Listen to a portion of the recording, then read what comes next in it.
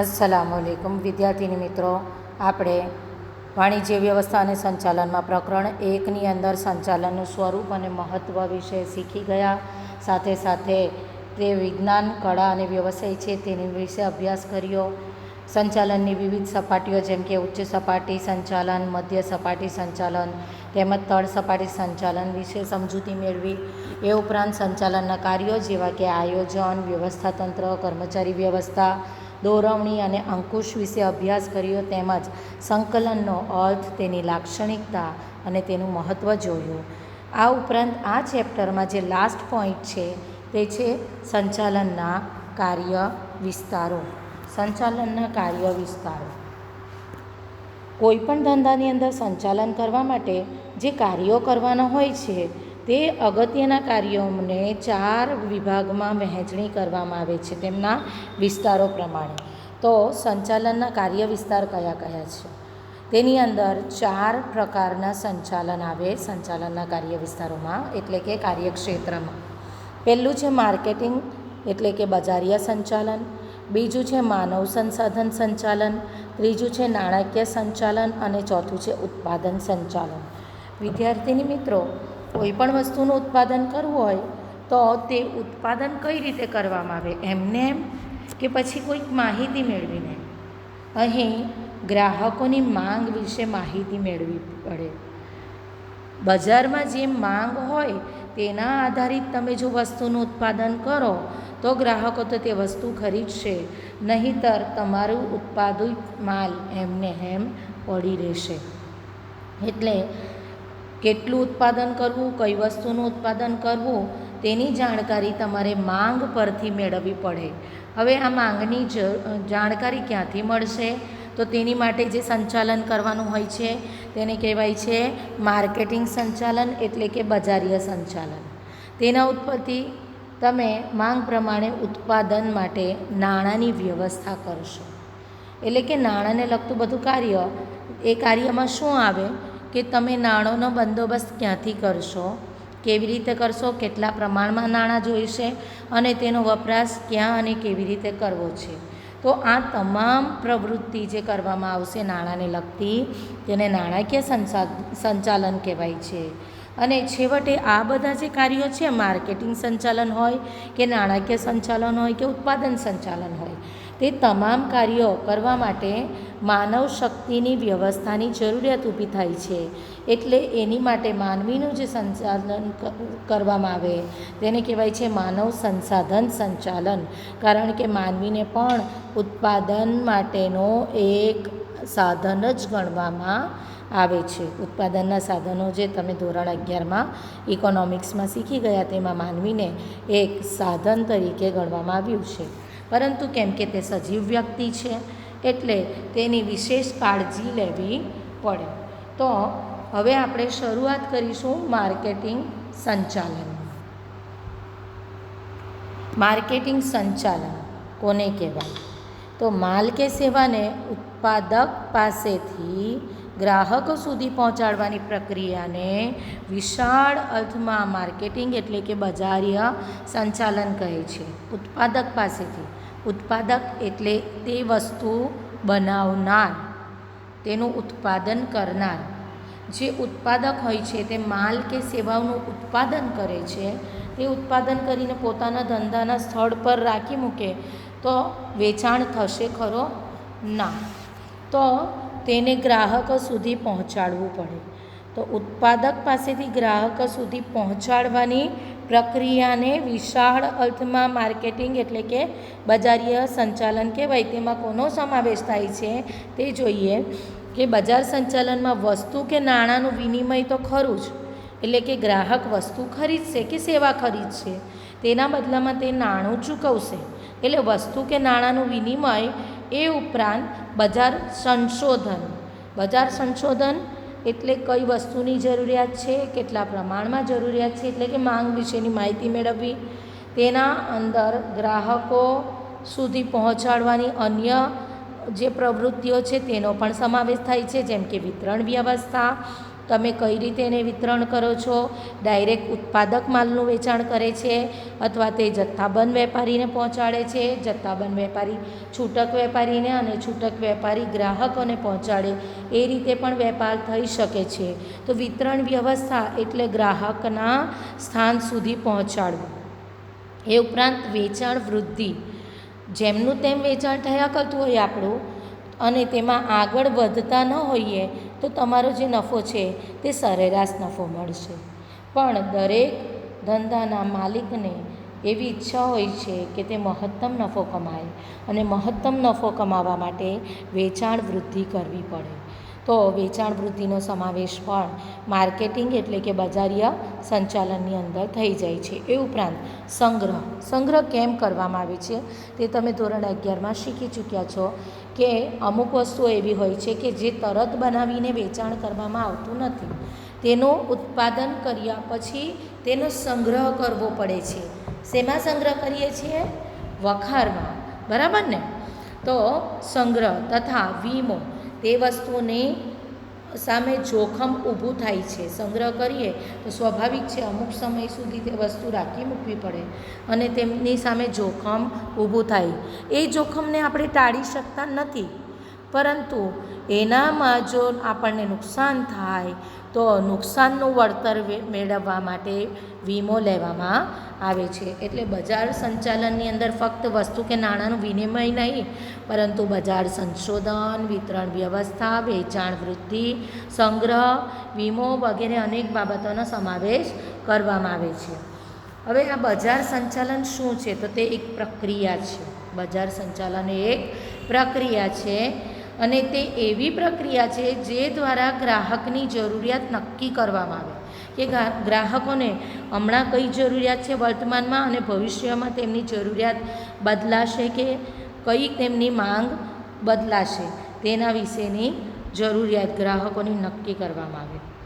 ત્યારબાદ એ માંગને આધારિત માલ કે સેવાનું ઉત્પાદન કરવામાં આવે, એટલે કે તે જરૂરિયાતને માલ કે સેવામાં ફેરવવામાં આવે છે. હવે તે માલ કે સેવાનું ઉત્પાદન થઈ ગયું, ત્યારબાદ તેને આખરી ઉપભોક્તા એટલે કે ગ્રાહકનાર એટલે કે વાપરનાર તરફ લઈ જવામાં આવે છે. આ બધી પ્રક્રિયા કેમ કરવામાં આવે છે? તો જે તે ગ્રાહક વિભાગ કે ગ્રાહક વિભાગોની જરૂરિયાત સંતોષવા માટે આ સમગ્ર પ્રક્રિયા એટલે કે બજારીય પ્રક્રિયા કરવામાં આવે છે. તેમાં વ્યવસ્થા તંત્રને મળી શકતા જે સાધનો છે, આ કયા સાધનો? ઉત્પાદનના સાધનો. તેનો ઇષ્ટતમ ઉપયોગ થઈ શકે. ઇષ્ટતમ ઉપયોગ એટલે મહત્તમ ઉપયોગ, એટલે કે એનો શક્ય હોય તેટલો વધુમાં વધુ ઉપયોગ કરવો અને ઓછા ખર્ચે કરવો, જેથી કરીને નફાકારકતામાં વધારો થાય. તો આ જે બજારીય સંચાલન કેમ કરવામાં આવે છે?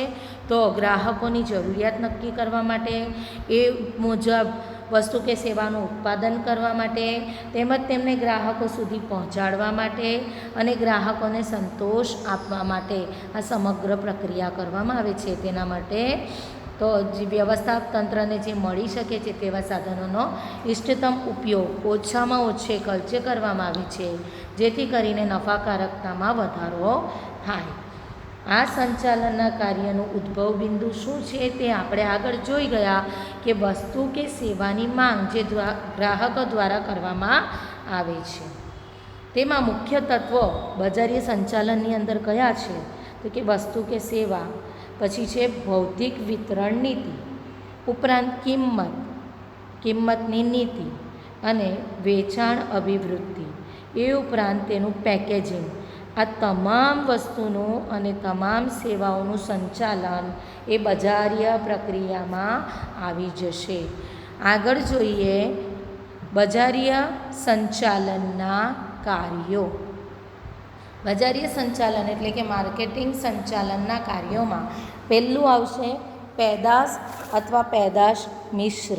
પેદાશ એટલે જે તે વસ્તુ જેનું તમે ઉત્પાદન કરો છો, નવી પેદાશ, બરાબર, જેનું તમે ઉત્પાદન કરો છો, અથવા ચાલુ પેદાશ હોય તો તેના વિકાસના નિર્ણયોમાં પેદાશની જે ગુણધર્મો છે, જેમ કે રૂપ છે, રંગ છે, કદ, આકાર, વજન, છાપ, તેના કાર્ય સંબંધી ખાતરી, વેચાણ પછીની સેવાઓ, પેકિંગ અને પેદાશ, એ બધા વૈવિધ્યકરણ એટલે કે તેની અંદર નવીનતા તમારે લાવવી પડે.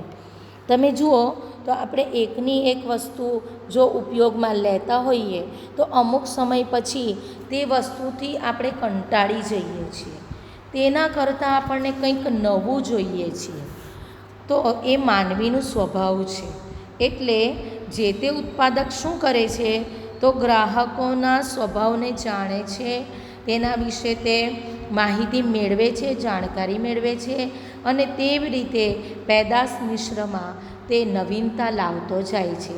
એટલે કેટલીક વાર તેનો રૂપ બદલી જાય છે, તેનો શેપ આકાર બદલી જાય છે, કેટલીક વાર તેના રંગ બદલાઈ જાય છે, તેનું પેકિંગ કે તેની છાપ બદલવામાં આવે, તેની સુગંધ બદલવામાં આવે, એટલે કંઈની ને કંઈક નવું લાવવામાં આવે તો તેને કહેવાય છે પેદાશ અથવા પેદાશ મિશ્ર.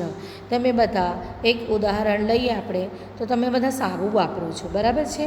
એ સાબુની અંદર કોઈ એક કંપનીનું તમે સાબુ વાપરતા હો, તમે વાપરો છો ખરા, પણ થોડા સમય પછી તમે એનાથી કંટાળી જાઓ તો ઉત્પાદકને પણ ખબર જ છે કે ગ્રાહકો કંટાળવાના છે, એટલે તે શું કરે છે, થોડા સમયે તેમાં નવીનતા લાવતા જાય છે. એ રીતના શેમ્પૂ હોય કે કોઈ અન્ય પ્રોડક્ટ હોય, કોઈ અન્ય ઉત્પાદન હોય તો તેની અંદર થોડા સમયે નવીનતા લાવવામાં આવે. આ નવીનતામાં શું લાવી શકાય તો કે તેનો રૂપ, રંગ, કદ, આકાર, વજન, છાપ, તેનું પેકિંગ, એ બધી વસ્તુઓમાં બદલાવ લાવવામાં આવે, તેના ગુણધર્મોમાં બદલાવ લાવવામાં આવે. તો આ જે પેદાશનું વૈવિધ્યકરણ છે તેને પેદાશ મિશ્ર કહેવાય છે.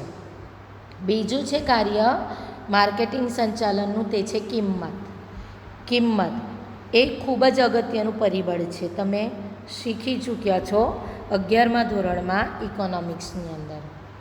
તો કિંમત કેમ જરૂરી છે?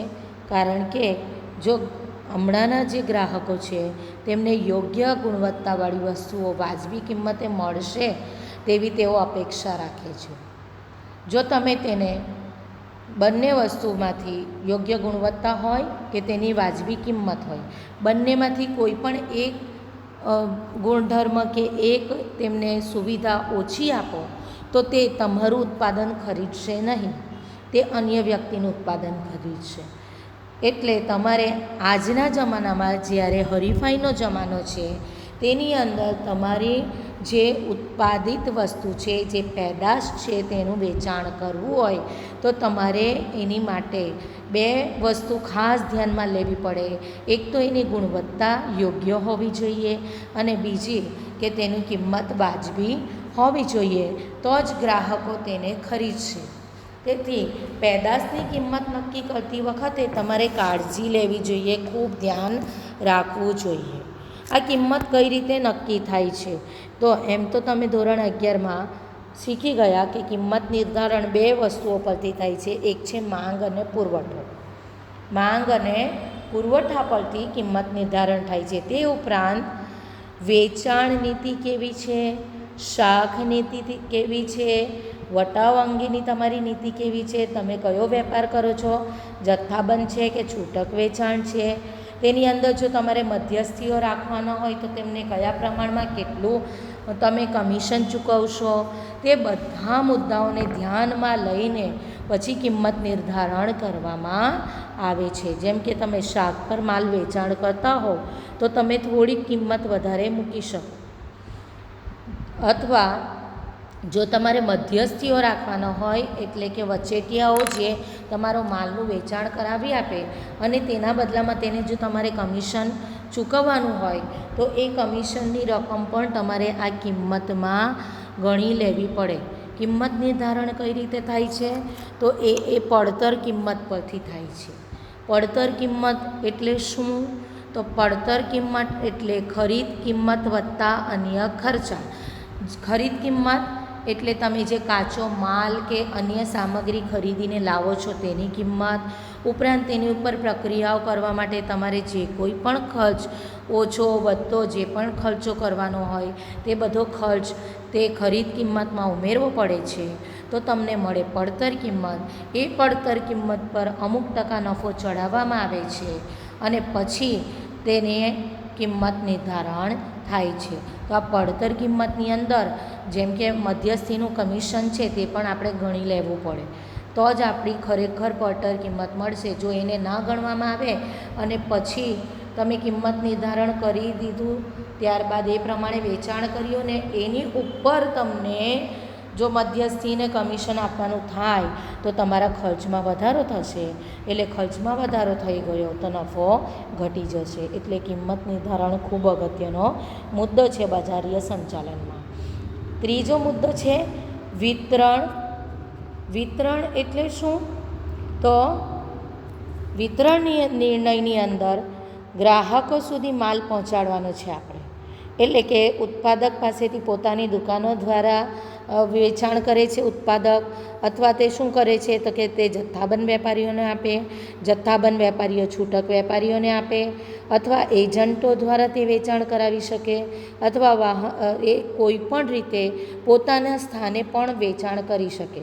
તો આ જે તમામ આપણે વિસ્તારો જોયા, જેમ કે પોતાની દુકાન છે કે જથ્થાબંધ વેપારી દ્વારા કે છૂટક વેપારી દ્વારા કે એજન્ટો દ્વારા, તો આ બધા નિર્ણયો તમારી વિતરણના મુદ્દા હેઠળ લેવા પડે અને તે પ્રમાણેના કાર્યો કરવા પડે. એ ઉપરાંત વાહન વ્યવહારનો પણ પ્રશ્ન ઊભો થાય છે, કારણ કે ગ્રાહક સુધી પહોંચાડવું હોય તો સ્વાભાવિક છે કે આપણે હાથમાં લઈ જઈને બધો માલ ગ્રાહક સુધી પહોંચાડી શકતા નથી. તો એને કોઈ પણ રીતે તમારે ગ્રાહક સુધી પહોંચાડવું હોય તો તમારે વાહન વ્યવહારની સેવાનો ઉપયોગ કરવો જ પડે. એટલે વાહન વ્યવહારના પ્રશ્નનો પણ તમારે અહીંયા અભ્યાસ કરવો પડે, તેના વિશે નિર્ણય લેવો પડે. હવે આ વિતરણ છે તેને બાબત ધંધાના કદ અને વિસ્તાર સાથે પણ સંકળાયેલી છે. જેમ કે ધંધાનું કદ નાનું હોય તો વિતરણ વ્યવસ્થા નાની હોઈ શકે, અને વિસ્તાર મોટું હોય, ધંધાનું કદ અને વિસ્તાર મોટું હોય તો તમારી વિતરણ વ્યવસ્થા મોટી થઈ શકે. વિતરણ વ્યવસ્થા વિશે ધોરણ 11માં તમે શીખી ગયા છો, જેમાં 1 કડી 2 કડી એવી કડીઓ જોડાતી જાય છે તમારા વિતરણ વ્યવસ્થાના માધ્યમમાં. જેમ કે ઉત્પાદક પોતે વેચાણ કરે તો શૂન્ય વિતરણ વ્યવસ્થા આવતું હતું. ત્યારબાદ 1 કડી જોડાતી હતી, તે આપણે જોયું તો જથ્થાબંધ વેપારી. ત્યારબાદ આપણે એવું જોયું કે જો છૂટક વેપારીને આપવામાં આવે તો 2 કડી જોડાઈ જાય. એટલે એ જુદા જુદા સ્તરો છે, તે તમામના નિર્ણયો તમારે વિતરણના કાર્ય હેઠળ લેવા પડે. અહીંયા સંચાલકના કાર્યોની અંદર તમારે જે તે મુદ્દા હેઠળ તેના વિશેના નિર્ણયો લેવાના છે. ચોથું છે અભિવૃદ્ધિ. અભિવૃદ્ધિ એટલે વેચાણમાં નોંધપાત્ર વધારો કરવાના પ્રયત્નો. ફરીવાર, અભિવૃદ્ધિ એટલે વેચાણમાં નોંધપાત્ર વધારો કરવાના પ્રયત્નો. તમામ જે ધંધાર્થીઓ હોય છે, ધંધાધારી વ્યક્તિઓ હોય છે, તે દરેક એવું ઈચ્છે છે કે અમારું વેચાણ વધે, જેથી કરીને નફો વધે. તો આ વેચાણ વધારવા માટે તમારે કયા કયા પ્રયત્નો કરવા પડે છે, તેની અંદર કોનો સમાવેશ થાય છે તો કે માલની જાહેરાત કરવી. આપણે જાણીએ છીએ કે જાહેરાત જોઈને અમુક વસ્તુઓ આપણને જેના વિશે ખબર નથી તેના વિશે માહિતી મળશે, અને તેની જો જાહેરાત આપણે વારે ઘડીએ જોતા જઈએ તો આપણને તે વસ્તુ વાપરવાનું પણ મન થાય છે, આપણે આકર્ષાઈએ છીએ અને તે વસ્તુ ખરીદીએ છીએ. એટલે વેચાણકાર દ્વારા, એટલે કે ઉત્પાદક દ્વારા અથવા જે વેપારી છે તેના દ્વારા વેચાણ કરવામાં આવશે, તે વેચાણ વધી જશે. એ ઉપરાંત પ્રસિદ્ધિ કરવાની હોય, ત્યારબાદ સેલ્સમેનોની ગોઠવણી કરવાની હોય અને તેમના દ્વારા સેલ્સમેન દ્વારા વ્યક્તિગત વેચાણ કરાવવાનું હોય. ધારો કે આપણે એવું પણ રાખી શકીએ કે આપણા ધંધાનું જે દુકાન છે, મકાન છે, ત્યાં સેલ્સમેનો રાખી અને તેમના દ્વારા વેચાણ કરાવીએ, અથવા તમે એ સેલ્સમેનને લોકોના ઘર સુધી પહોંચાડી શકો, અથવા તેમને તમે ફ્રેન્ચાઇઝી આપી શકો, અથવા જુદી જુદી શાખા દ્વારા તમે વેચાણ કરી શકો. એટલે ગ્રાહકને નજીકમાં નજીક જઈને જેમ બને તેમ વેચાણમાં નોંધપાત્ર વધારો કરવાના પ્રયત્નને જ અભિવૃદ્ધિ કહેવાય છે. બરાબર છે.